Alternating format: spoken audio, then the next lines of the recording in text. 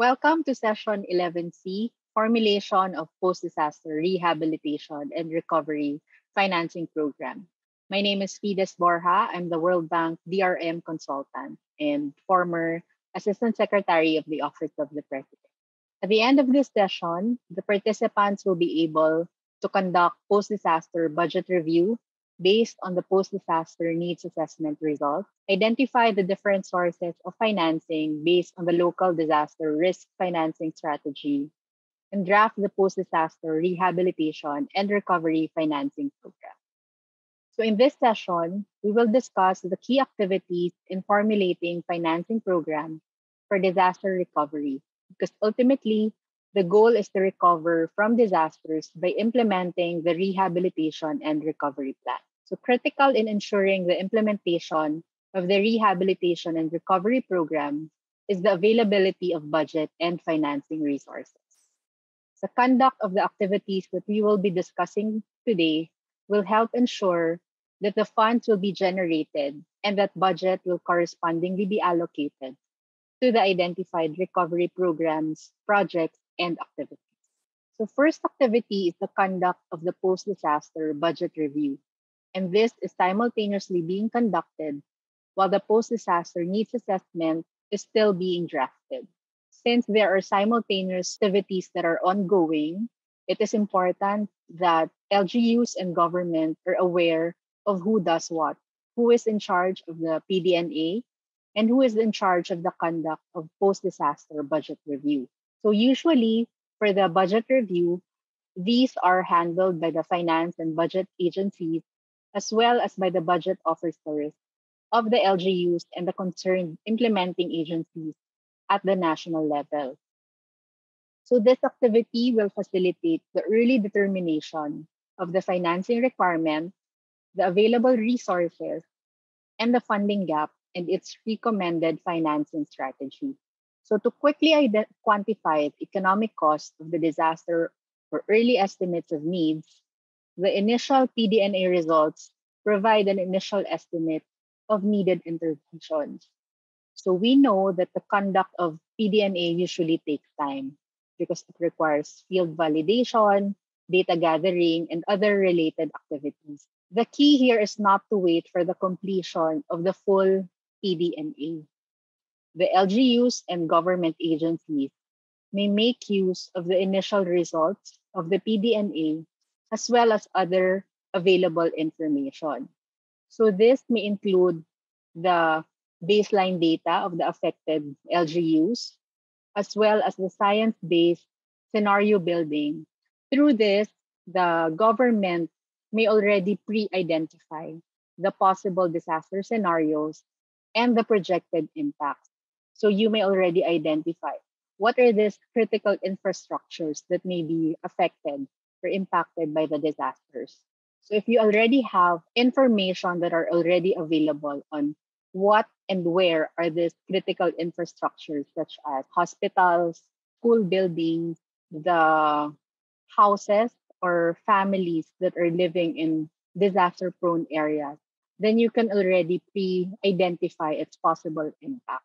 Also, this will facilitate for the later, for the prioritization of recovery needs because you already know where are the possible affected families, where are the possible affected infrastructures, and even livelihood sectors that may be affected by the disaster. So, aside from this, you can also identify the available resources and the possible funding gap.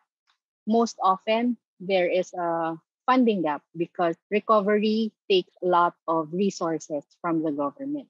So this can be assessed vis-a-vis the government's available funds through the various fund source options, not just the interim fund. So what we want to emphasize here is that eliminate the common practice wherein the entire government solely depends on one source of fund, which is the National DRRM Fund or the interim fund.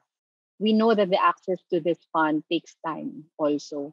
So it would be very helpful if the LGUs at their level are already aware of the other fund sources that they can tap, not just the interim fund.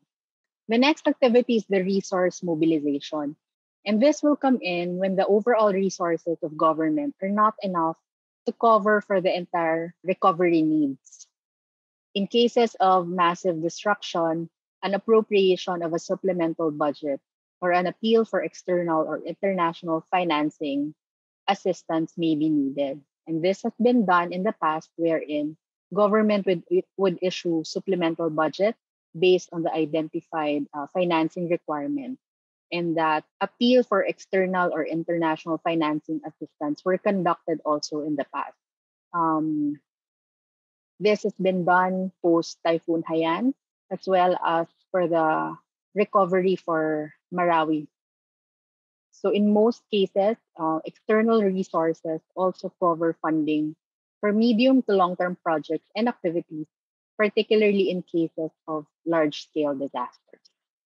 The third key activity is coordination and allocation of funds. So the key here is to do this in a programmatic manner, because we know that hindi naman lahat ng recovery needs are needed immediately, sabay-sabay. So this is where your prioritization of needs will come in. Alin lang ba ang mga recovery interventions that are needed in the short term? And based on that, what are the available resources so that those can be properly and immediately allocated. At the same time, needs those interventions that are needed for the medium term and long term will also be identified, and that financing requirements for those interventions can be facilitated later on. The LGUs and government agencies will have enough lead time to source the funds for those interventions. At the same time, this activity will result into a more organized or coordinated arrangements for financing. This will ensure that funding for projects are not duplicated and that available resources are maximized, even those coming from the private sectors and non-government organizations. So for example, there are development partners or private sectors who are able to implement and fund certain recovery interventions.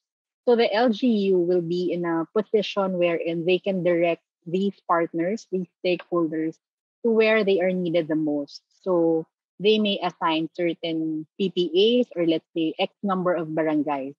So those partners may implement those PPAs in certain identified barangays or municipalities.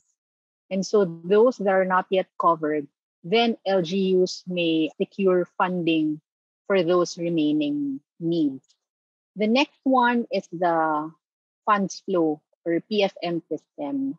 This can be done even prior to a disaster, wherein the LGUs at their level and also the government agencies will regularly revisit the existing PFM rules, because based on experience, the common practice is that delays happen in the access, request and access to these funds. So what are the existing guidelines, existing processes that can be revisited or can be possibly removed based on existing guidelines? Because the objective is to fast track the overall recovery. And revisiting the existing PFM system would greatly help in speeding up the implementation of the different recovery interventions. So the last and important activity is auditing and monitoring oversight. It is important that mechanisms are in place so that government and even third-party evaluators will be able to manage and track the funds.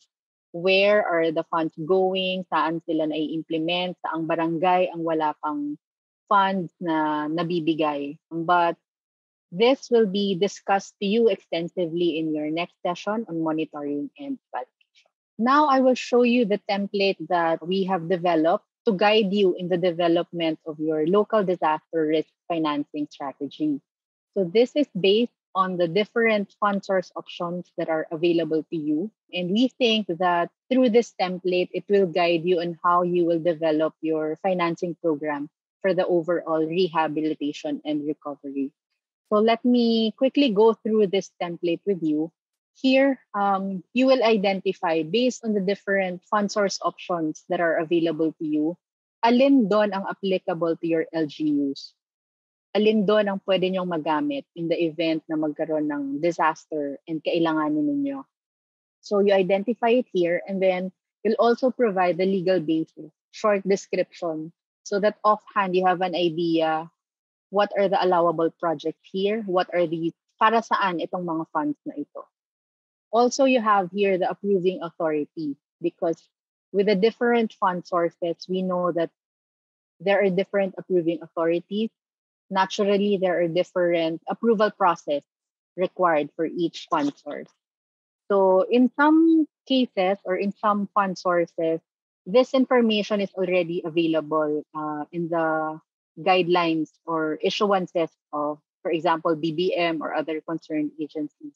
So allowable projects, in some cases, there are issuances wherein indicated already ano lang yung mga projects that you can fund through this fund source. For example, damaged hospitals.